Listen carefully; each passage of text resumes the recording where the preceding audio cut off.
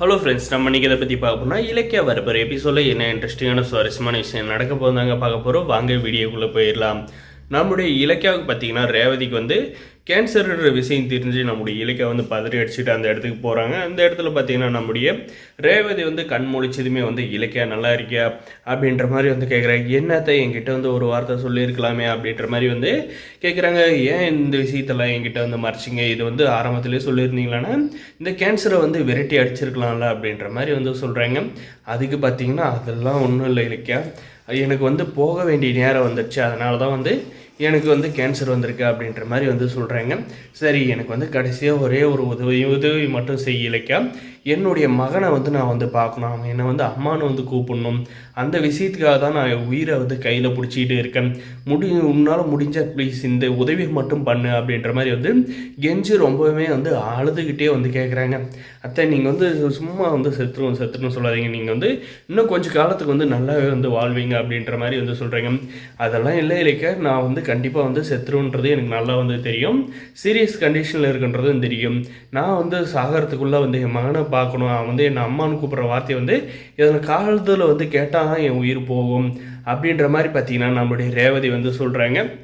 அதுவும் போக நான் வந்து இறந்துட்டாலுமே வந்து என் மகன் தான் வந்து எனக்கு வந்து இறுதி சடங்கு செஞ்சு என்னை வந்து எடுத்து போடணும் அப்படின்ற மாதிரி வந்து சொல்கிறாங்க. இதெல்லாம் கேட்டால் நம்ம இலக்கிய வந்து பயங்கரமாக வந்து ஃபீல் பண்ணி அழுறாங்க.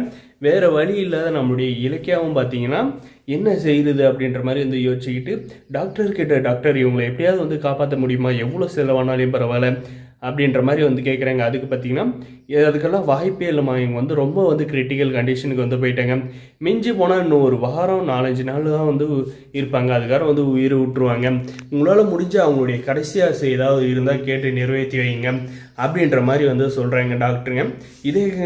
இதுக்கப்புறம் நம்மளுடைய இலக்கிய வந்து என்ன செய்கிறது அப்படின்ற மாதிரி பார்த்தீங்கன்னா பயங்கரமாக வந்து யோசிச்சுக்கிட்டு அதே ஹாஸ்பிட்டலில் வந்து உட்காந்துக்கிட்டு நம்முடைய ரேவதி முன்னாடியே வந்து அழுதுகிட்டு இருக்காங்க.